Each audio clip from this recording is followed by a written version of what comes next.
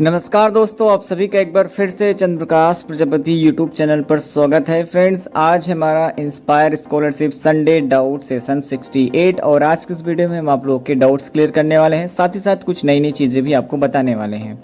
दोस्तों, गर्मी अपने पीक लेवल पे आ चुकी है। 25 मई से लेकर 2 जून तक नौतपा रहेगा, मतलब कि जो अपने सूर्य है, सूर्य की जो किरणें हैं पृथ्वी के ऊपर डायरेक्ट पड़ेंगी और ऐसे केस में कई स्थानों पर बहुत ही ज़्यादा टेम्परेचर आपको देखने को मिल सकता है। कहीं पर 40 डिग्री तो कहीं पे 45, 46, 48 या इससे भी ज़्यादा टेम्परेचर आपको देखने को मिल सकता है। तो ऐसे केस में आपको अपने आप को ज़्यादा से ज़्यादा संभाल के रखना है। घर से बाहर बिल्कुल नहीं निकलना है। अगर बहुत ज़्यादा इमरजेंसी है तो आप घर से बाहर निकलिए और अपने आप को पूरा कवर करके निकलें। ज़्यादा से ज़्यादा पानी पिएं और दूसरों का भी ख्याल रखें। ये जो क्वेश्चन स्टूडेंट ने पूछा है बहुत ही शानदार क्वेश्चन है एंड आई होप कि ये क्वेश्चन से बहुत ही ज़्यादा स्टूडेंट को बहुत कुछ सीखने को मिलने वाला है। तो इनका क्वेश्चन है, आप लोग एक बार बहुत अच्छे से समझिएगा। इन्होंने पूछा है कि हमें ये बता दीजिए कि सेमेस्टर में ईच सब्जेक्ट रिटन में 60% चाहिए या ओवरऑल प्रैक्टिकल वगैरह मिला करके 60% इंस्पायर स्कॉलरशिप के लिए चाहिए। तो देखिए, मैं इसका आंसर बहुत ही अच्छे तरीके से दे रहा हूँ। हमारे पास में इस क्वेश्चन के लिए 2 प्रकार के स्टूडेंट हो जाते हैं।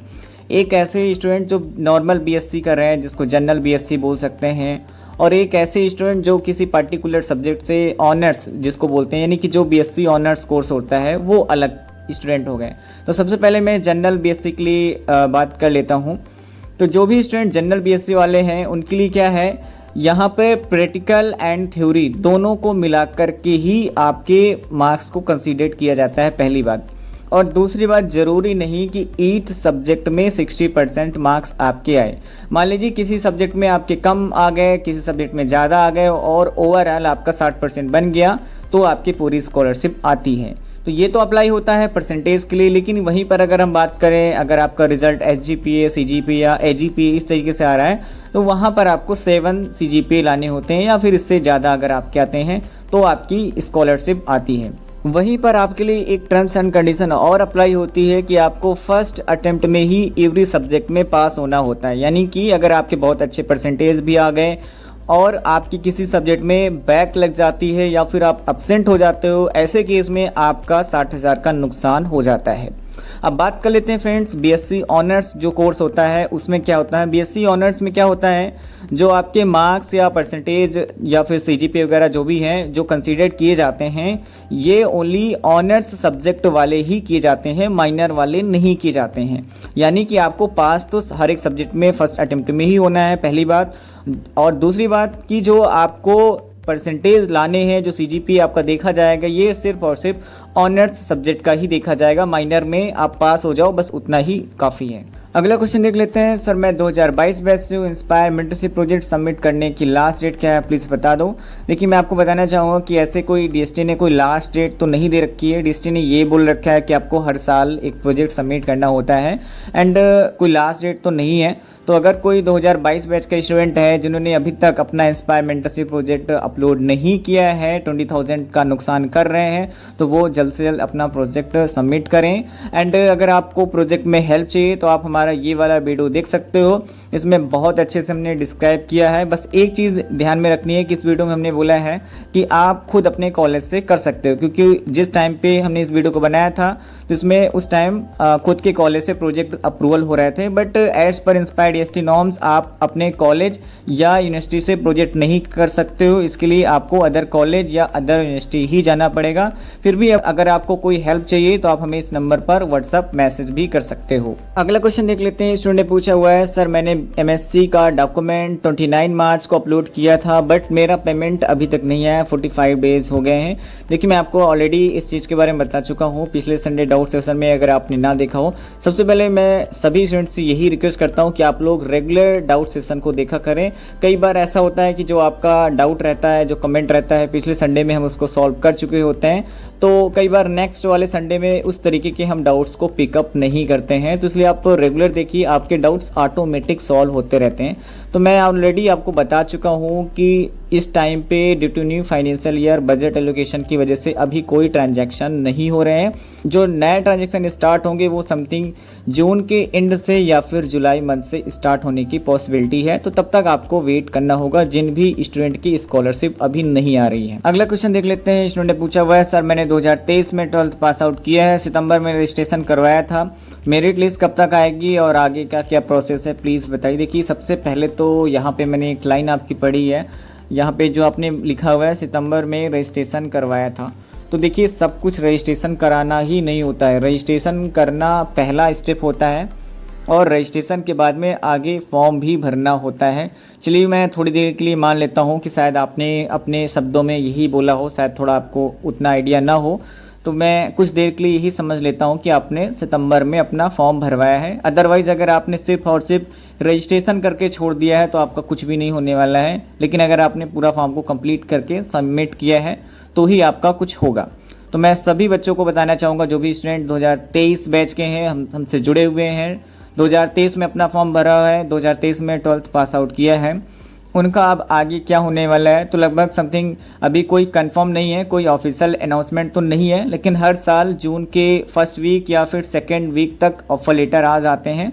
तो आप लोग चैनल पर एकदम एक्टिव रहें, जब भी ऑफर लेटर आएंगे समथिंग जून मंथ में ही आने की पॉसिबिलिटी है।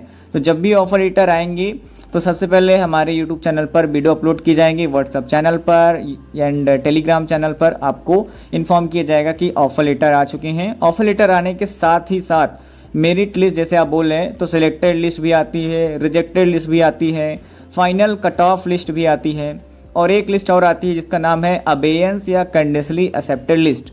जो तीसरी लिस्ट मैंने आपको बताई अबेयंस या कंडीशनली एक्सेप्टेड लिस्ट, ये एक ऐसे लिस्ट है जिसमें ऐसे बच्चों का नाम शामिल रहता है जो कट ऑफ तो क्लियर कर पाते हैं, यानी कि जिनके मार्क्स तो अच्छे हैं, कट ऑफ जो फाइनल कट ऑफ होती है वो तो क्लियर कर लेते हैं, लेकिन कुछ ना कुछ कमी रहती है उनमें।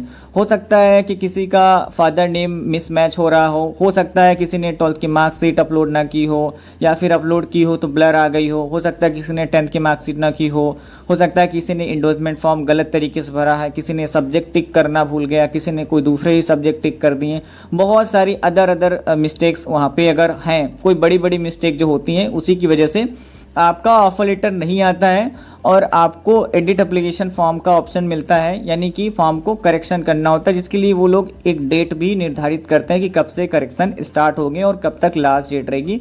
तो अभी से बहुत ही ज़्यादा स्टूडेंट डर के मारे कमेंट करेंगे कि सर मेरा ये कमी है, मेरा ऑफर लेटर आएगा कि नहीं आएगा। तो मैं आपको यही कहता हूँ कि इतने महीनों तक आपने वेट किया है तो जस्ट आप कुछ ही दिन हैं बाकी हैं, आप और वेट कर लीजिए। उसके बाद जिसका ऑफर लेटर नहीं आएगा, अबेयंस में नाम जाएगा, उसके लिए डिटेल्स में वीडियो आएगी, कैसे फॉर्म को सही करना है डिटेल्स में हम वीडियो में बताएंगे। तब तक आप चैनल पर एक्टिव रहें, चैनल को सब्सक्राइब करके रखें। अगला क्वेश्चन देख लेते हैं। हेलो सर, 2023 बैच का स्टूडेंट हूँ, मेरे फर्स्ट सेम में फिजिक्स में बैक लग गई। देखिए अगर किसी भी सब्जेक्ट में या किसी भी सेमेस्टर में जब भी आप पढ़ रहे हैं अगर बैक लगती है या फिर एब्सेंट हो जाते हो तो उस केस में आपकी 60,000 स्कॉलरशिप कट जाती है। यानी कि आप 2023 बैच के स्टूडेंट हो, जब भी आप बीएससी फर्स्ट ईयर के डॉक्यूमेंट अपलोड करोगे तो आपको 12th के बेसिस में 60,000 स्कॉलरशिप मिल जाएगी एंड बीएससी फर्स्ट ईयर के बेसिस में जो 60,000 बीएससी सेकेंड ईयर वाली मिलनी थी वो आपको नहीं मिलेगी, वो कट हो जाएगी। हालांकि आपकी स्कॉलरशिप डिसकंटिन्यू पूरी तरीके से नहीं होगी। अगर सेकेंड ईयर के डॉक्यूमेंट अपलोड करने में मीन्स कोई प्रॉब्लम नहीं रहती है, सेकेंड ईयर का सब कुछ ठीक ठाक रहता है, तो सेकेंड ईयर के बेसिस पे फाइनल ईयर की 60,000 आपको जरूर देखने को मिलती है। अगला क्वेश्चन देख लेते हैं। सर मेरे अकाउंट तो बड़ा करा लिया है बट मेरे बैंक में मेरा नंबर जुड़ा है बट आधार के साथ में पापा का नंबर है, कोई प्रॉब्लम तो नहीं? कोई प्रॉब्लम नहीं है। अगला क्वेश्चन देख लेते हैं। सर मेरा बैंक अकाउंट बीओबी है, मुझे एसबीआई का अकाउंट ओपन कराना है तो क्या बीओबी को क्लोज कराना पड़ेगा? ऐसा बिल्कुल भी नहीं है। अगला क्वेश्चन देख लेते हैं। सर एंडोर्समेंट फॉर्म में मिस्टेक हो गई है सब्जेक्ट के रिगार्डिंग, तो वो कंसीडर किया जाएगा क्या? बिल्कुल कंसीडर किया जा सकता है एंड आपका नाम अबेयंस कंडीशनली एक्सेप्टेड लिस्ट में भी जा सकता है, जैसा कि अभी इस वीडियो में मैंने डिस्कशन किया। तो आप लोगों से मेरी यही रिक्वेस्ट है, जिन्होंने कोई मिस्टेक वगैरह की है तो अब आप बिल्कुल घबराएं मत, 10-15 दिनों की ही बात है। अब जब तक ऑफर लेटर ना आ जाए आप एकदम से वेट कर लें। ऑफर लेटर जब आपका ना आए या फिर जैसा भी हो तब तो आप वीडियो ही देखते रहना, तो आपकी हेल्प हो जाएगी। अगला क्वेश्चन देख लेते हैं। सर मैंने 23 अप्रैल को सेकेंड मेंटरशिप प्रोजेक्ट अपलोड किया है, कब तक अप्रूवल हो जाएगा और सर अगर एमएससी प्राइवेट कॉलेज से करें तो स्कॉलरशिप मिलेगी क्या? देखिए, प्रोजेक्ट जो अप्रूवल का कोई टाइम फिक्स नहीं होता है। कभी कभी प्रोजेक्ट 15 डेज़ या 20 डेज़ में भी अप्रूवल हो जाते हैं, कभी कभी 1 मंथ लग जाता है और कभी कभी 2 मंथ्स भी टाइम लग जाता है। इसके रिगार्डिंग हम डिटेल्स में वीडियो लेके आएंगे। और रही बात एमएससी प्राइवेट कॉलेज से, तो बिल्कुल आप एमएससी प्राइवेट कॉलेज से कर सकते हो, बस उस कॉलेज का नेम इंस्पायर वेब पोर्टल पर होना चाहिए। प्राइवेट कहने का मतलब आप रेगुलर ही स्टूडेंट हो, प्राइवेट कॉलेज में एज अ रेगुलर करना है। प्राइवेट का कई बार स्टूडेंट ऐसे पूछते हैं लाइक वो डिस्टेंस लर्निंग करेंगे या फिर इरेगुलर जिसको बोल सकते हैं, जो घर बैठे पढ़े एंड कॉलेज ना जाना पड़े एंड मार्कशीट में प्राइवेट लिख के आए, तो वो वाला नहीं चलेगा। अगला क्वेश्चन देख लेते हैं। स्टूडेंट का जो क्वेश्चन है बहुत ही सिंपल है, लेकिन इसका जो आंसर है, जो इंतजार काफ़ी लेट तक हो सकता है। मीन्स स्टूडेंट ने पूछा हुआ है, सर मैं 2023 में 12th पास आउट किया है, यानी कि इनका 2023 बैच है और इनका सिंपल सा क्वेश्चन है कि इनकी स्कॉलरशिप कब तक आएगी। तो देखिए, इस वीडियो में मैंने बहुत कुछ डिस्क्राइब किया बैच 2023 के बारे में। आई होप वहाँ तक आपने देख लिया है। अब यहाँ पे मैं थोड़ा शॉर्टकट में बता रहा हूँ। जब भी आपका ऑफर लेटर आ जाता है, तो ऑफर लेटर जब आता है तो ऑफर लेटर आने के बाद में आपको 6 महीने का टाइम दिया जाता है अपना बैंक को अपलोड करने के लिए from the date of offer letter. यानी कि मान लीजिए जून में ऑफर लेटर आ जाता है, तो जब भी जिस भी डेट में आएगा तो आपको 6 मंथ का टाइम दिया जाएगा स्टेट बैंक ऑफ इंडिया का बैंक अकाउंट अपलोड करने के लिए। जब आप बैंक अकाउंट अपलोड कर देते हो, साथ ही साथ ऑफर लेटर में एक चीज़ और मेंशन होती है कि आपको अपना बीएससी फर्स्ट ईयर का जो रिजल्ट है वो 1 साल के अंदर अपलोड करना है from the date of offer letter. यानी कि मान लीजिए जून में ऑफर लेटर आया है, तो पूरा का पूरा 1 साल का टाइम मिलता है बीएससी फर्स्ट ईयर का रिजल्ट अपलोड करने के लिए, जो कि ज़्यादातर आ ही जाता है बच्चों का। फिर भी अगर मान लेते हैं कि 1 साल तक भी किसी बच्चे का नहीं भी आता, तो भी कोई बहुत बड़ी प्रॉब्लम वाली बात नहीं है। लेकिन सबसे ज़्यादा इंपॉर्टेंट रहता है 6 महीने के अंदर बैंक डिटेल्स अपलोड कर देना, अदरवाइज प्रॉब्लम क्रिएट हो जाती है। तो 6 महीने बहुत ज़्यादा टाइम होता है, 1-2 महीने के अंदर ही लोग अकाउंट ओपन करा लेते हैं, कोई बहुत बड़ी बात नहीं है। डिटेल्स में आप लोग वीडियोस को देख लीजिएगा। तो जब आप बैंक अकाउंट अपलोड कर देते हो एंड बीएससी फर्स्ट ईयर का रिजल्ट एंड परफॉर्मेंस रिपोर्ट, उसके बाद में आपकी स्कॉलरशिप लगभग 2 से 3 महीने के अंदर आ जाती है। 2 से 3 महीने का मतलब जब आप बीएससी फर्स्ट ईयर के रिजल्ट अपलोड कर देते हो, तब आगे के जो 2 से 3 महीने हैं, तब जाके आपके बैंक अकाउंट में पैसा क्रेडिट होता है। तो दोस्तों, आज का संडे डाउट सेशन यहीं तक। अगर आपके मन में भी कोई डाउट है तो आप इसी वीडियो के नीचे कमेंट कर सकते हो। नेक्स्ट संडे डाउट सेशन में उसको जरूर दिखाने की पूरी कोशिश करेंगे। Thank you.